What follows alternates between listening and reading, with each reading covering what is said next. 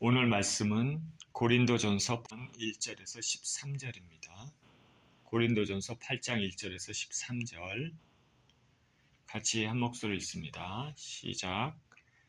우상의 제물에 대하여는 우리가 다 지식이 있는 줄을 아나 지식은 교만하게 하며 사람은 덕을 세우나니 만일 누구든지 무엇을 아는 줄로 생각하면 아직도 마땅히 알 것을 알지 못하는 것이요 또 누구든지 하나님을 사랑하면 그 사람은 하나님이 알아주시느니라. 그러므로 우상의 제물을 먹는 일에 대하여는 우리가 우상은 세상에 아무것도 아니며 또한 하나님은 한 분밖에 없는 줄 아노라. 비록 하늘에나 땅에나 신이나 불리는 자가 있어 많은 신과 많은 주가 있으나 그러나 우리에게는 한 하나님 곧 아버지가 계시니 만물이 그에게서 났고 우리도 그를 위하여 있고 또한 한 주 예수 그리스도께서 계시니 만물이 그로 말미암고 우리도 그로 말미암아 있느니라. 그러나 이 지식은 모든 사람에게 있는 것이 아니므로 어떤 이들은 지금까지 우상에 대한 습관이 있어 우상의 제물로 알고 먹는 거로 그들의 양심이 약하여지고 더러워지느니라. 음식은 우리를 하나님 앞에 내세우지 못하나니 우리가 먹지 않는다고 해서 더 못 사는 것도 아니고 먹는다고 해서 더 잘 사는 것도 아니니라. 그런즉 너희의 자유가 믿음이 약한 자들에게 걸려 넘어지게 하는 것이 되지 않도록 조심하라. 지식 있는 내가 우상의 집에 앉아 먹는 것을 누구든지 보면 그 믿음이 약한 자들의 양심이 담력을 얻어 우상의 제물을 먹게 되지 않겠느냐. 그러면 내 지식으로 그 믿음이 약한 자가 멸망하나니 그는 그리스도께서 위하여 죽으신 형제라. 이같이 너희가 형제에게 죄를 지어 그 약한 양심을 상하게 하는 것이 곧 그리스도에게 죄를 짓는 것이니라. 그러므로 만일 음식이 내 형제를 실족하게 한다면 나는 영원히 고기를 먹지 아니하여 내 형제를 실족하지 않게 하리라. 아멘. 지식보다 높은 사랑이라는 제목으로 말씀을 나누겠습니다. 기도합니다. 우리 좋으신 하나님 아버지, 감사와 찬양을 드립니다. 오늘도 주님의 생명의 말씀을 대합니다. 하나님, 이 말씀을 통하여서 주의 마음을 아버지 하나님 깨달아 하는 귀한 시간이 되게 하여 주시옵소서. 예수 그리스도 이름으로 기도합니다. 아멘.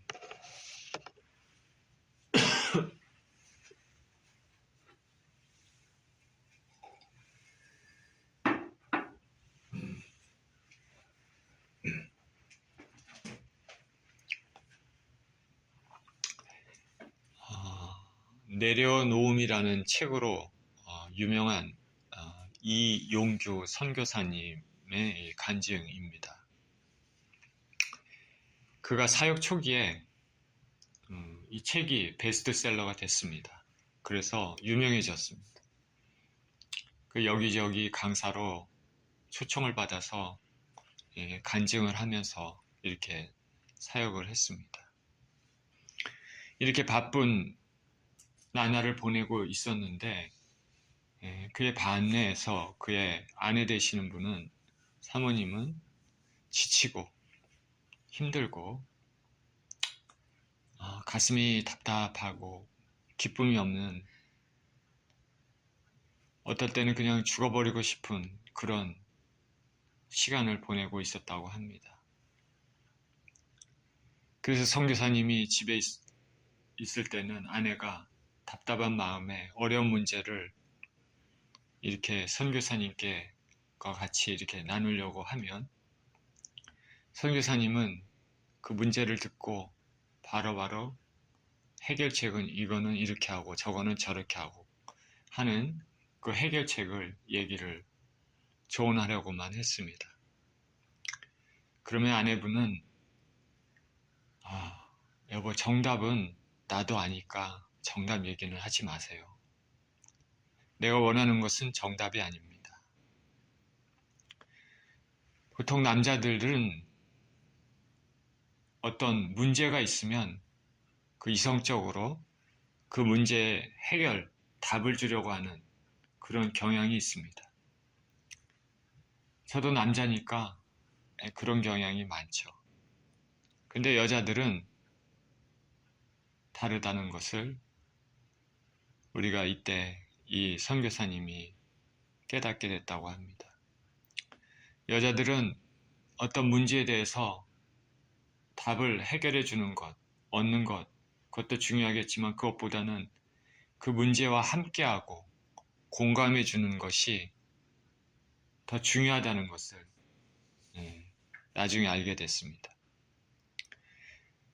그러면서 선교사님은 한 번은 아내에게 자신이 고등학교 때는 별명이 개구장이 스머프라는 만화가 있는데 거기에 보면 똘똘이 스머프라는 똘똘이 스머프가 있습니다. 그래서 자기 별명이 바로 똘똘이 스머프, 그렇게 똘똘이 스머프였다고 말을 했습니다. 왜 이렇게 얘기하냐면 늘 바른 말, 정답, 입 바른 말만 했기 때문에 그렇습니다. 아내가 그 말을 들으면서 맞아, 당신은 바로 진짜로 똘똘이 스머프라, 그렇게 대답을 했다고 합니다. 이것은 선교사님이 똘똘이 스머프처럼 정답은 말할 수 있지만 정작 그렇게 정답을 말하는 것이 아내에게는 진정한 위로는 되지 못했다는 것을 내비치는 것입니다. 우리는 우리 삶에서 우리가 아는 지식들 혹은 그 정답을 가지고 상대방에게 그것을 강요하는 것이 오히려 상대방을 세우기보다는 오히려 상대방에게 해를 끼칠 수도 있다는 것을 아는 그런 지혜가 있어야 됩니다. 정답처럼 보이는 것이 실제로는 정답이 아닐 수가 있다. 본문을 보겠습니다.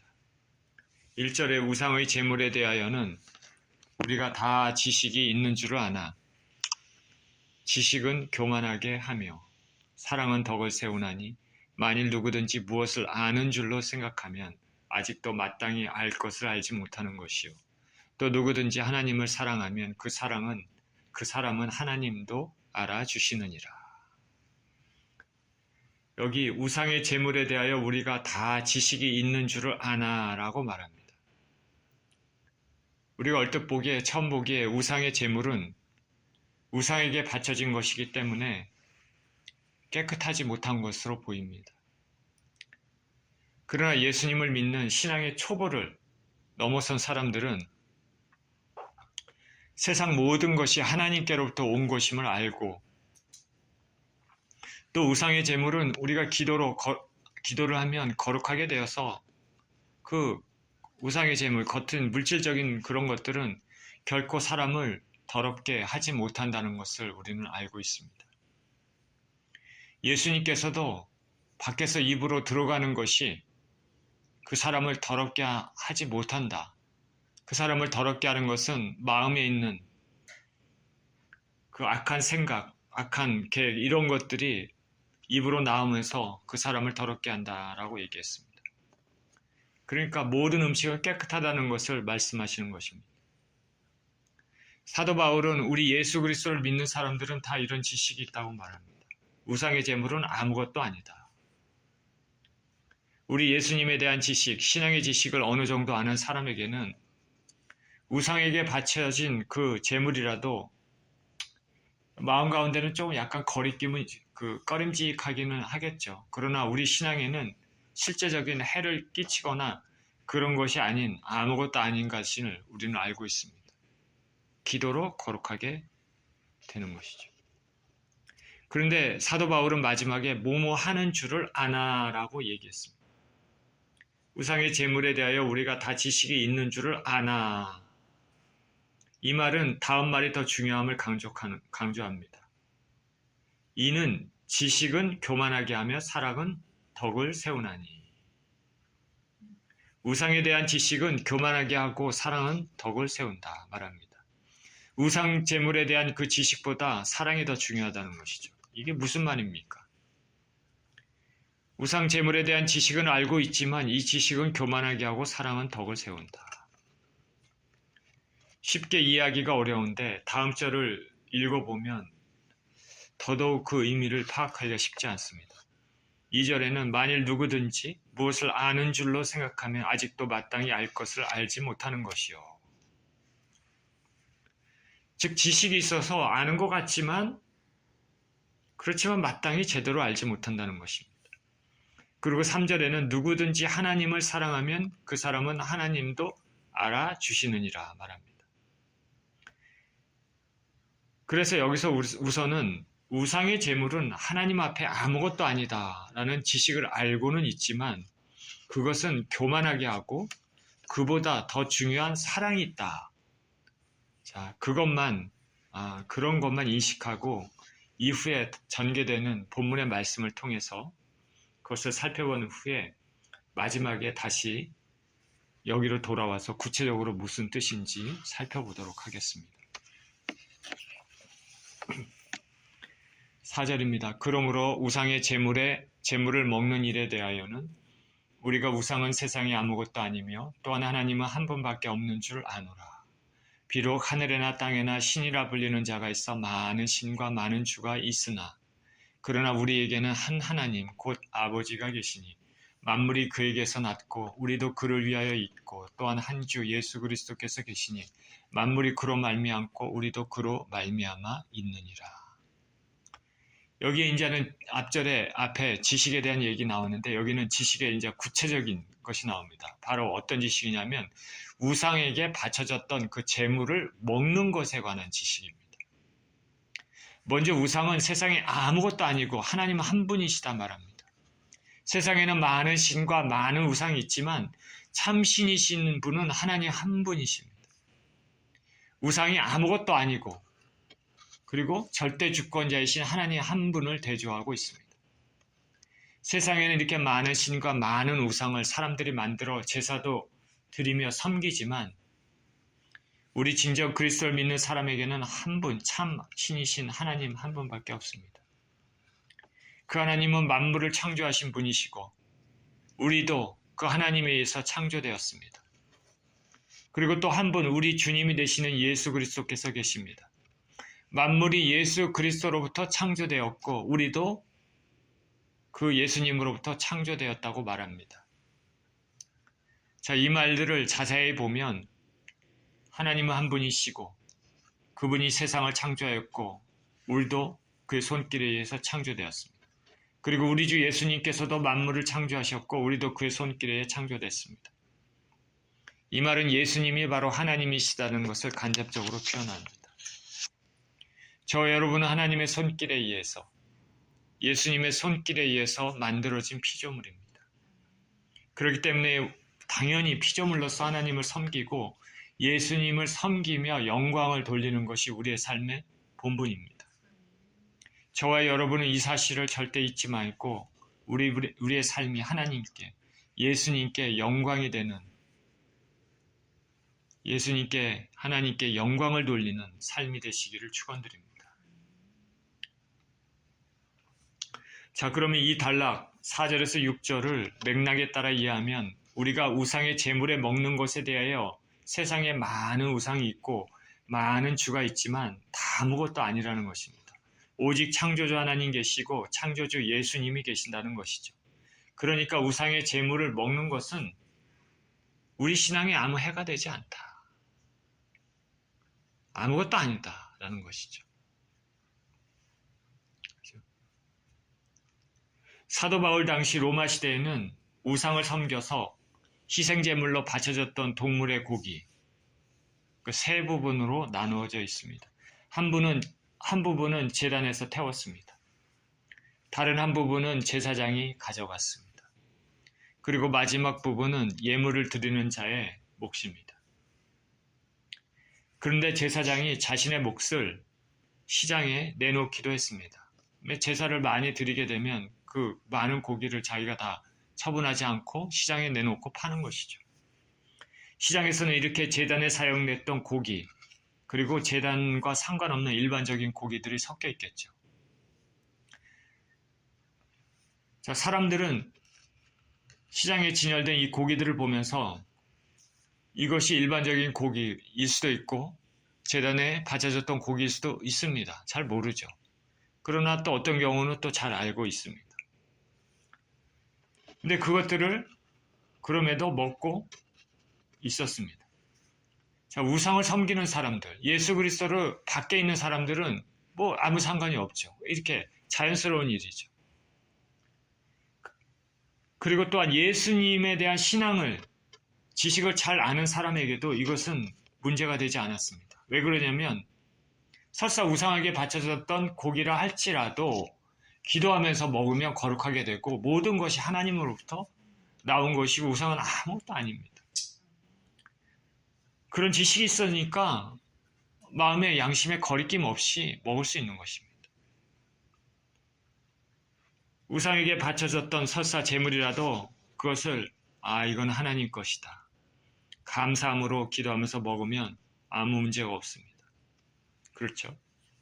그런데 이런 행위가 어떤 초보적인 예수님 믿는 신앙인들에게는 문제가 되었습니다. 7절입니다. 그러나 이 지식은 모든 사람에게 있는 것이 아니므로 어떤 이들은 지금까지 우상에 대한 습관이 있어 우상의 제물로 알고 먹는 거로 그들의 양심이 약하여지고 더러워지느니라. 우상의 제물을 거리낌 없이 감사함으로 먹어도 된다는 이 지식, 모든 크리스찬들에게 있었던 것은 아니었습니다. 어떤 일단의 크리스찬들에게는 죄가 되었습니다. 어떤 사람들이냐면 예수 그리스도에 대한 아주 기초적인 거, 그것만 알고 있는 사람입니다. 믿음의 기초를 넘어서 신앙이 어느 정도 되고 믿음이 강한 사람들에게는 문제가 되지 않죠. 그러나 신앙의 기초가 없는 사람들, 이제 곧 예수 그리스도를 믿는 사람들에게는 문제가 됐습니다. 왜냐하면 믿음이 강한 사람들이 거리낌 없이 먹는 이 모습이 이 초보 단계의 사람들이 이것에 대한 고기에 대한 우상에 바쳐진 제물에 대한 먹는 것에 지식 없이 외형적인 것만 그대로 따라 아무렇지도 않게 시장에서 파는 고기를 사다 먹는 것입니다. 그리고 이들은 이 고기가 우상에게 제물로 바쳐진 것임을 알고 있습니다. 그렇죠? 근데 다른 사람들이 이전에 있었던 신앙의 기초를 넘어선 믿음이 강한 사람들이 그거를 자유롭게 먹고 있으니까 자신들도 그래도 되나 보다 하고 그냥 먹는 것입니다. 그냥 먹는데 이 사람들은 이것이 우상에게 바쳐진 제물이다 라는 것을 알고 있습니다. 마음이 거리낌이 있죠. 그럼에도 다른 우리 기존의 더 믿음이 강한 사람들이 자유롭게 먹으니까 자기도 그냥 먹는 것입니다. 마음이 거리낌이 있음에도 불구하고 다른 사람이 먹으니까 믿음이 강한 사람이 먹으니까 자신도 먹는 것이다. 자, 이것은 어떻게 됩니까? 죄가 되는 것이죠. 그렇지 않겠습니까? 이거 무슨 우상에게 바쳐진 고기인데 다른 사람 보니까 거림증에 그냥 먹자. 그렇게 되는 것이죠. 잘못됐습니다. 똑같은 행위라 하더라도 그 마음의 의도, 지식이 어떠한가에 따라서 죄가 되기도 하고 안 되기도 합니다. 제가 하나의 예를 들어 보겠습니다. 예를 들어서 남편이 죽고 홀로 사는 여인이 있습니다. 그에게는 2명의 자식이 있습니다. 그녀는 이제 나이가 많이 들었습니다. 죽을 날이 가까웠습니다. 2 자식은 따로 삽니다. 어머니가 임종이 가까운 것을 알고 찾아옵니다. 한 자식은 어머니의 고통과 마지막에 그 순간이 너무 안타까워서 어머님과 함께하기 위해서 그런 마음으로 찾아왔습니다. 또 다른 자식은 이제 어머니께서 돌아가실 거니까 그 유산을 내게 얼마나 차지할 수 있을까? 그것을 생각하면서 왔습니다. 2 자식이 어머니를 방문한 그 행위 자체는 똑같습니다. 그런데 보이지 않는 그 마음의 의도는 틀립니다. 어머니를 케어하는 마음으로 온 자식은 좋은 마음으로 온 것이고 유산을 얻기 위한 그런 마음만 가지고 온 자식은 좋지 않은 잘못된 동기로 온 것이죠. 그럼 어떻게 됩니까? 하나님 보시기에 한 사람은 칭찬받을 일이고 한 사람은 책망받을 죄악을 저지른 일입니다. 같은 행위에 대해서도 동기가 틀린 것이죠. 의도가 틀립니다.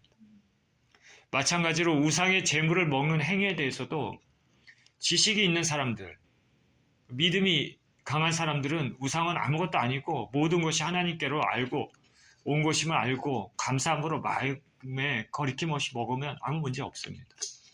사다 먹을 수 있습니다. 그런데 이러한 지식이 없는 사람들, 이제 그냥 예수님 처음에 믿었던 사람들, 우상의 재물을 이거 우상 재물인데 거리낌이 있는데 이거 먹으면 안 되는 거 아니야? 근데 다른 믿음이 강한 사람들이 먹으니까 그냥 먹어도 되는 건가 보다. 그냥 그런 식으로 우상의 재물을 먹는 사람들. 그 양심이 더러워진 것입니다.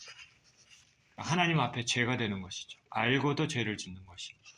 우리 삶에도 이런 경우 있습니다. 알고도 죄를 지어요. 우리 삶에도 이런 경우 있습니다. 여러분 살다 보면 지금까지 해왔던 모든 것들이 그냥 의뢰해왔던 것을 알았는데 그랬을 때는 잘 몰랐는데 나중에 알고 봤더니 그것이 잘못된 것이다. 죄가 되는 것이다. 라는 걸 깨달아 알았을 때는 그것을 또 해가 되면 그 마음에 거리낌이 있지 않습니까? 죄가 되는 거. 이렇게 믿음의 초보자들은 예전에 이방인의 습관대로, 이방인이었었던 그 습관대로 그대로 예수님 믿기 전에 행동을 하고 있는 것입니다. 그 고기가 하나님께서 주신 것이 아니라 우상의 제물임을 알고도 먹은 것입니다. 이것이 문제가 되었습니다. 우상의 제물로 알고 먹는 거로 그들의 양심이 약하여지고 더러워지느니라. 8절입니다. 음식은 우리를 하나님 앞에 내세우지 못하나니 우리가 먹지 않는다고 해서 더 못 사는 것도 아니고 먹는다고 해서 더 잘 사는 것도 아니니라. 그런즉 너희의 자유가 믿음이 약한 자들에게 걸려 넘어지게 하는 것이 되지 않도록 조심하라. 그래서 사도 바울은 믿음이 강한 자가 믿음이 약한 자들이 죄를 짓게 할 수 있음을 알고 조심하라 말합니다. 나는 먹어도 된다는 지식이 있으니까 아무 거리낌 없이 먹었지만 지식이 없는 믿음이 약한 사람이 그 외형만 그대로 따라해서 우상제물임을 알고도 먹어도 된다고 담력을 얻어서 거리낌 없이 먹었다면 결국에는 믿음의 형제 자매들에게 죄를 짓게 하는 결과를 낳게 되는 것입니다. 그러니 저와 여러분은 예수님 안에 우리가 자유가 있지만은 그 자유함을 잘못 쓰면 안 되는 것이죠. 내 자유가 남에게 죄가 되지 않도록 주의해야 된다. 10절에 지식 있는 내가 우상의 집에 앉아 먹는 것을 누구든지 보면 그 믿음이 약한 자들의 양심이 담력을 얻어 우상의 재물을 먹게 되지 않겠느냐. 그러면 내 지식으로 그 믿음이 약한 자가 멸망하나니 그는 그리스도께서 위하여 죽으신 형제라. 이같이 너희가 형제에게 죄를 지어 그 약한 양심을 상하게 하는 것이 곧 그리스도에게 죄를 짓는 것이니라. 그러므로 만일 음식에 내 형제를 실족하게 한다면 나는 영원히 고기를 먹지 아니하여 내 형제를 실족하지 않게 하리라. 여기 더 명확히 말하고 있지 않습니까? 지식이 있는 너가 우상의 집에 앉아서 먹는 것을 믿음이 약한 사람이 보게 되면 그들도 저래도 되나 보다 생각하고 담대하게 우상의 집에서 우상에게 바쳐진 재물을 먹게 된다고 말합니다. 이것은 자신이 가지고 있는 지식으로 믿음이 약한 형제를 죄에 빠지게 합니다. 그래서 사도 바울은 차라리 그럴 바에는 영원히 자신은 고기를 먹지 않겠다고 말합니다. 믿음의 형제들이 죄를 짓게 할 수는 없다는 것이죠. 다른 형제들이 죄를 피할 수 있다면 자신이 당연히 누릴 수 있는 자유도 쓰지 않겠다는 것입니다. 자, 그렇다면 우리가 이제는 이 말씀의 뜻을 어느 정도 알고 있다면 다시 처음 1절에서 3절로 돌아가면 본문이 말하는 바를 이해할 수 있습니다. 1절에 우상의 재물에 대하여는 우리가 다 지식이 있는 줄을 아나 지식은 교만하게 하며 사람은 덕을 세우나니라고 이렇게 말했습니다. 그러니까 우상은 아무것도 아니다라는 것을 지식이 있으니까 마음 놓고 먹어도 된다. 나는 자유하다. 이런 것이 아니라 이런 지식은 교만하게 한다는 것이죠. 그리고 반대로 사랑하라는 말입니다. 믿음이 연약한 자를 생각해 너의 자유를 함부로 사용하지 말라는 것이죠. 2절에도 만일 누구든지 무엇을 아는 줄로 생각하면 아직도 마땅히 알지 못하는 것이요. 그렇게 했습니다. 이것은 자신이 이런 지식이 우상에 대한 지식, 재물 아무렇게 먹어도 된다. 하나님이 주신 거니까 그런 지식이 있다고 그런 정말 깊은 지식이 있다고 정말 생각하고 그렇게 행동하지만은 그러나 정말로 더 중요한 것을 놓치고 있다는 것이죠. 더 큰 의미가 있다는 것입니다. 우리가 아는 것이 힘이라고 말하지만은 그러나 어설프게 알면 피해를 주거나 낭패를 당하게 된다는 것입니다. 3절에 또 누구든지 하나님을 사랑하면 그 사람은 하나님도 알아주시니라고 말했습니다. 하나님께서 한 영혼 한 영혼을 아끼신다는 것을 알면 너의 지식을 조심해서 사용하라는 것입니다. 이런 사람들은 하나님께서 알아주시고 사랑하십니다. 자, 그러면 오늘 본문이 말하는 바가 무엇입니까? 지식보다는 사랑이 우월하다는 것을 말합니다. 그리스도인의 참된 자유는 자신의 유익만을 추구하는 것이 아니라 형제 자매들에게 덕을 끼치는 것입니다. 우리는 인간을 교만케 하는 지식, 그것이 신앙의 지식이랄지라도 타인을 죄를 짓게 하고 실족시키게 하는 그런 이기적인 것이면 그 자유를 추구하기보다는 하나님께 영광을 돌리는 사랑의 동기를 따라서 살아야 됩니다.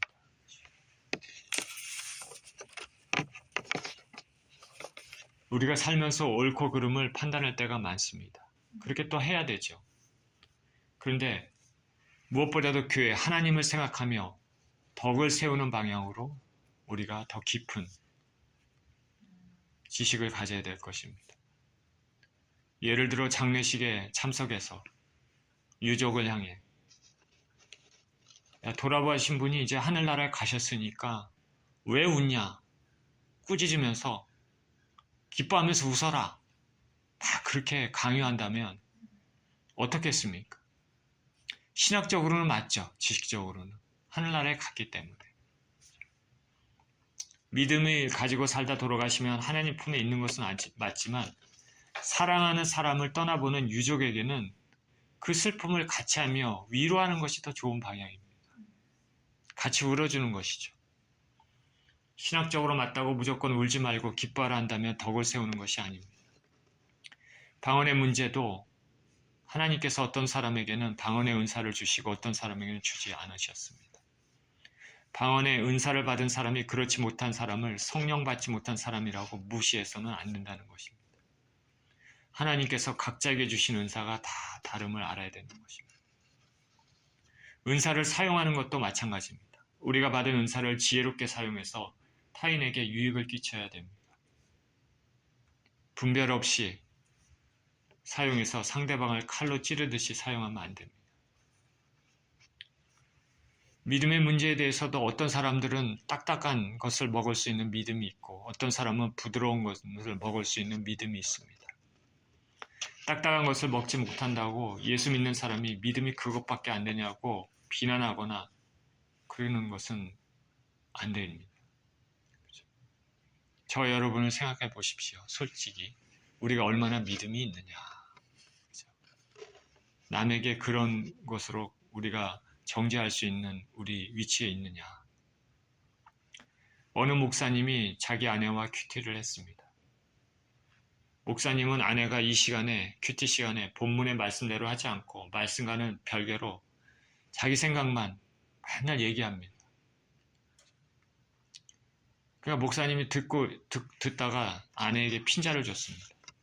왜 지금 우리 큐티하고 있는데 본문의 말씀은 이건데 말씀하고는 상관없이 자기 하고 싶은 말, 오늘 하루에 있었던 말 그냥 그런 것들 막 자꾸 얘기하냐 그런 것이죠. 그러나 아내는 오늘 있었던 일, 그리고 일주일에 있었던 일, 최근에 있었던 일, 기쁜 일, 즐거운 일, 마음 아픈 일, 뭐 이런저런 얘기를 나눕니다. 목사님은 그것이 말씀하고 무슨 상관이 있느냐 막 이러는 거죠. 꾸짖고 그러는 것이죠. 핀자를 줍니다.